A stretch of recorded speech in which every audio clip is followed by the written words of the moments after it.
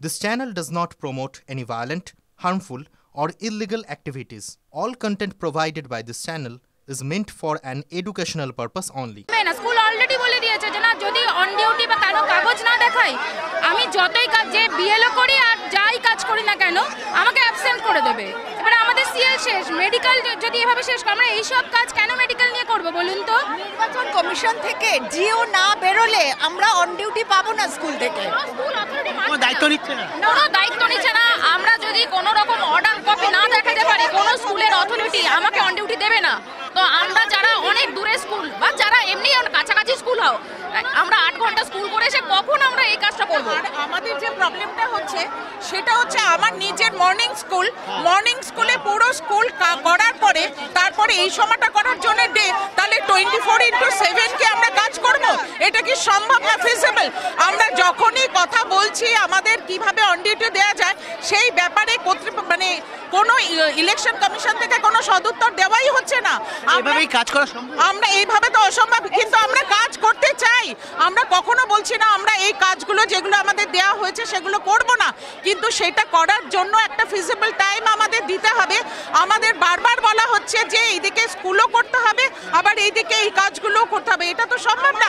কারণ আমরা আজকে ট্রেনিং করতে গিয়ে যে কাজগুলো আমাদেরকে দেওয়া হলো সমস্তটা বিএলওদের কাজ, বিএলওদের উপরে সমস্ত রেসপন্সিবিলিটি দিয়ে দেওয়া হচ্ছে, অথচ আমাদের কোনো রকম অন ডিউটি দেওয়া হচ্ছে না, আমাদের কোনো রকম মানে সুবিধাও দেওয়া হচ্ছে না কাজগুলোকে ভালো করে করার জন্য।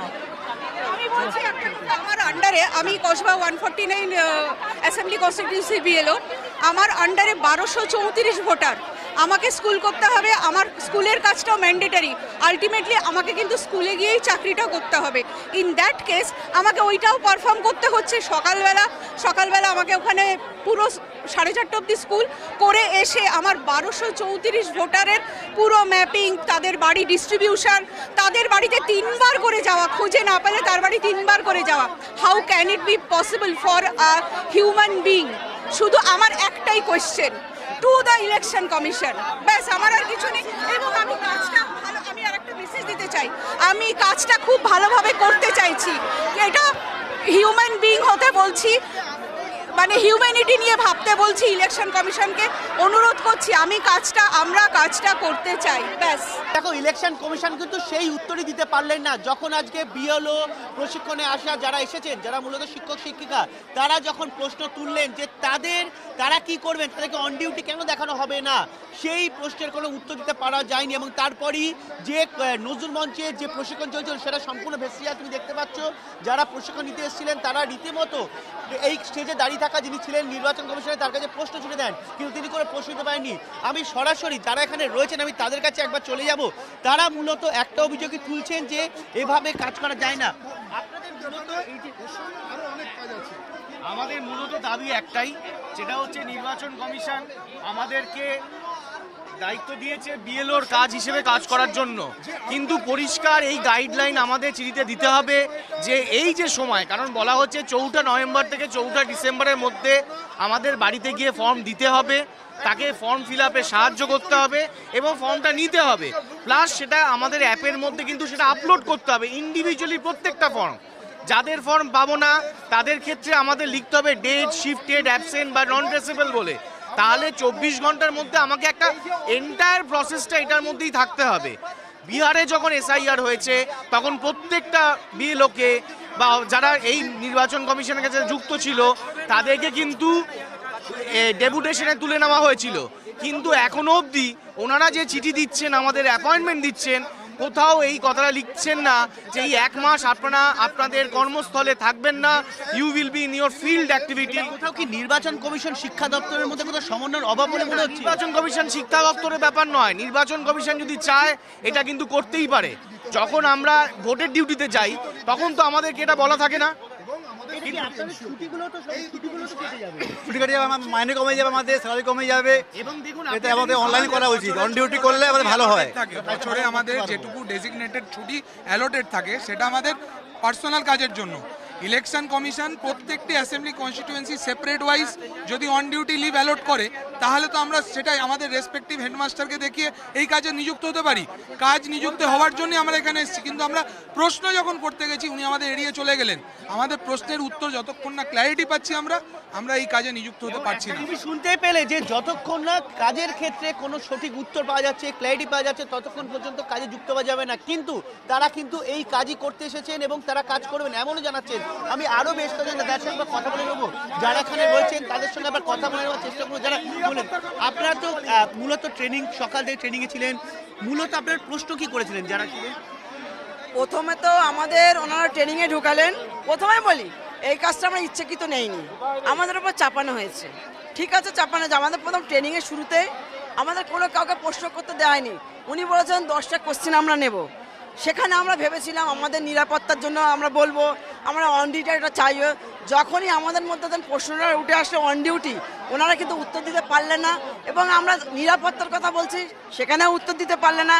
এবং আমাদের সমস্ত বিএলআর এই মধ্যে দেখুন পুরো মঞ্চ আন্দোলনকারীরা ভরে গেছে, আমরা মঞ্চে উঠে এসেছি, ওনারা কিন্তু পালিয়েছে, উত্তর দিতে পারি না। যতক্ষণ না আমাদের এই আশ্বাস দেবে যে আমরা অন ডিউটিতেও থাকবো, আর যতক্ষণ না আশ্বাস দেবে আমরা নিরাপত্তার মধ্যে থাকবো, ততক্ষণ না আমরা এই মঞ্চ ছাড়বো না। তুমি শুনতেই পেলে, যতক্ষণ না কোনো নিরাপত্তার ব্যাপারে এবং এই অন ডিউটি নিয়ে যে প্রশ্ন উঠেছে সেটা নিয়ে যতক্ষণ সঠিক উত্তর পাওয়া যাচ্ছে ততক্ষণ হবে না।